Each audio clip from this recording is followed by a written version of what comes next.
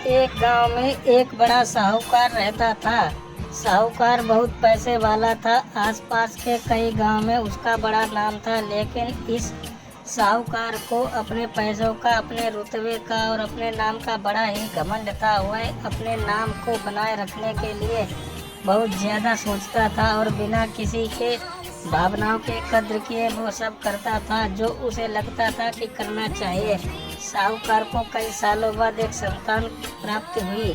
साहूकार ने अपने इस खुशी को मनाने के लिए अपने घर पर एक बहुत बड़ा कार्यक्रम रखा, जिसमें उसने आसपास के गांव के सभी श्रीमंत लोगों को, सिर्फ ऐसे रिश्तेदारों को जो पैसे वाले थे, बुलाया था। पास के ही गांव में साहूकार की खुद की सगी बहन रहती थी, क्योंकि इन दिनों उसकी आर्थिक परिस्थिति कुछ अच्छी नहीं थी, इसलिए उसने अपनी बहन को इस कार्यक्रम के लिए नहीं बुलाया। साहूकार ने जिस कार्यक्रम का आयोजन किया था वह इतना भव्य था और इसके अलावा उसमें इतने प्रसिद्ध और श्रीमंत लोग आने वाले थे कि इस कार्यक्रम की चर्चा हर गांव में होने लगी। यह खबर सुनकर उस साहूकार की बहन तक भी पहुंच गई। बहन को यह जानकर बहुत ज़्यादा खुशी हुई कि इतने सालों बाद उसके भाई को आखिरकार संतान सुख प्राप्त ही हो गया। बहन ने सोचा कि भाई गलती से उसे इस बारे में बताना भूल गया होगा और अपनों को भला कोई न्योता देता है क्या। भोली बहन अपने भाई के यहाँ उस कार्यक्रम में जाने को तैयारियां शुरू कर दी। जिस दिन वह कार्यक्रम था उस दिन बहन सुबह सुबह ही अपने भाई के घर जाने के लिए निकल पड़ी। रास्ते में अपने पुराने मैले कपड़े देख उसे ख्याल आया कि अगर किसी और के घर जाना होता तो मैं ऐसे कपड़ों में जाने की सोचती भी नहीं, लेकिन मैं अपने घर, अपने मायके जा रही हूँ, वहाँ मुझे ये सब सोचने की कोई ज़रूरत नहीं। जैसे ही मैं अपने मायके पहुँची, वहाँ का भव्य आयोजन देखकर वह बहुत खुश हो गई और उसे अपने भाई पर बहुत गर्व हुआ। वहाँ पर वह जल्दी से जल्दी अपने भाई को मिलकर उसकी खुशी में शामिल होना चाहती थी। वह तुरंत सीढ़ियाँ चढ़कर घर के अंदर प्रवेश कर गई। उसने देखा कि उसका भाई मेहमान के तौर पर आए सभी धनवान लोगों और अमीर लोगों का स्वागत करने में व्यस्त है। बहन जैसे ही अपने भाई की तरफ उससे मिलने के लिए बढ़ी, उसके भाई की नज़रें उस पर पड़ गई और अपनी बहन को ऐसे मैले पुराने कपड़ों में देखकर भाई उससे मिलना तो तुरंत बहाना बनाकर वहाँ से निकल गया। बहन ने सोचा इतने लोगों में बेचारा अकेला भाई क्या क्या करे, जरूर उसे कुछ काम याद आया होगा, इसलिए वहाँ से चला गया होगा। बाद में बहन ने अपनी भाभी से मिलने गई। भाभी ने उसका स्वागत किया और उसे खाना खाने के लिए आग्रह किया। बहन ने सोचा ठीक है, पहले खाना खा लेती हूँ, फिर बाद में आराम से भाई से मिल लूँगी। बहन खाना खाने के लिए पंगत में बैठी। साहूकार भाई ने देखा कि अपने सभी धनवान मेहमानों के बीच उसकी गरीब बहन बैठी हुई, सभी की कीमती पोशाक पहने लोगों के बीच उसकी बहन जो पुराने मैले कपड़े पहनकर बैठी थी। साहूकार ने देखा नहीं गया, उसने अपनी बहन को अपने पास बुलाया, भला बुरा सुनाया और वहाँ से जाने के लिए बोला।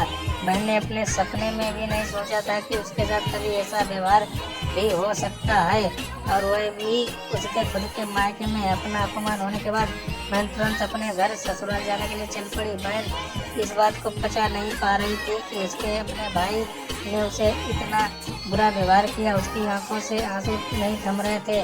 रास्ते में उसे अपनी पुरानी दोस्त मिली। उस दोस्त ने उसे रोने का कारण पूछा। हालांकि बहन ने उसे कुछ भी नहीं बताना चाहती थी, लेकिन दोस्त के बारे में सोचने पर उसने उसके साथ हुई सारी घटना उसे बता दी। उसी की दोस्त एक समझदार महिला थी और काफ़ी प्रैक्टिकल सोचने वाली थी। उसने कहा अगर तुम मेरी बात मानो तो एक दिन तुम्हारा भाई खुद तुम्हें अपने यहाँ बुलाने आएगा और तुमसे माफ़ी मांगेगा। बहन ने उससे कहा कि मैं तुम्हारी हर बात मानूंगी, बताओ क्या करना है वह। दोस्त ने कहा कि तुम इस अपमान को, इस दुख को एक दिशा दे दो, कोई गृह उद्योग शुरू कर दो, उसमें इतनी मेहनत करो कि उस काम में तुमसे अच्छा कोई भी ना हो। बहन को अपने दोस्त की बात सही लगी। उसने घर पहुंचकर अपने आंसू पोंछकर उसी दिन से एक गृह उद्योग शुरू किया। उसने दिन रात मेहनत की। उसने साथ कई और गांव महिलाओं को जोड़ा। देखते देखते उसका गृह उद्योग चल पड़ा। कुछ ही सालों में आसपास के 50 गांव में उसका नाम और रुतबा काफ़ी बढ़ गया और वह पैसों के मामले में अपने भाई से भी ज़्यादा बड़ी बन गई। भाई को भी जब यह पता चला कि उसकी बहन इतनी श्रीमंत हो गई है तो उसने सोचा कि एक बार उससे मिलकर आया जाए। और जब वह अपने बहन को उससे मिलने घर पहुंचा तो बहन ने उसका किसी राजा महाराजा की तरह स्वागत किया, उसके पसंद खाना खिलाया। बहन का ऐसा व्यवहार देखकर भाई को अपनी पिछली गलती का एहसास हुआ, इसलिए उसने अपनी बहन को अपने घर होने वाली पूजा के लिए आमंत्रित किया।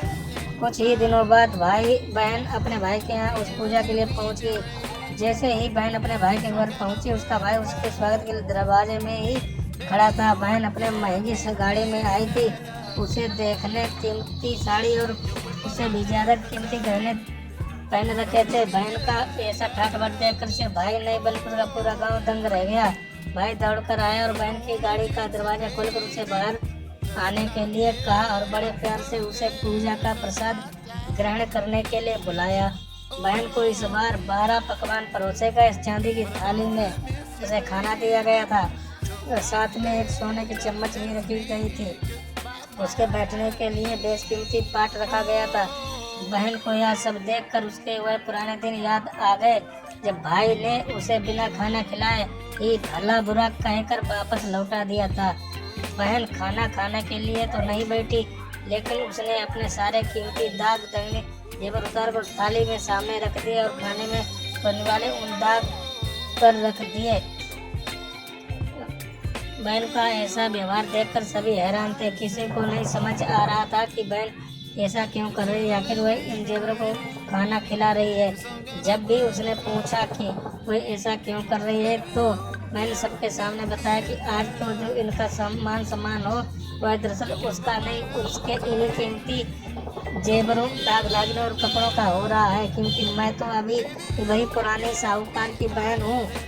अगर कुछ बदला है तो वह मेरी परिस्थिति है, मेरे कपड़े और गहने हैं। भाई ने अपनी गलती का एहसास होने पर इस बार अपनी बहन के पैर पकड़कर माफ़ी मांगी। बहन जो पहले भी अपने भाई से निस्वार्थ प्रेम करती थी, उसने अपने भाई को माफ़ कर दिया और उसे गले से लगा लिया।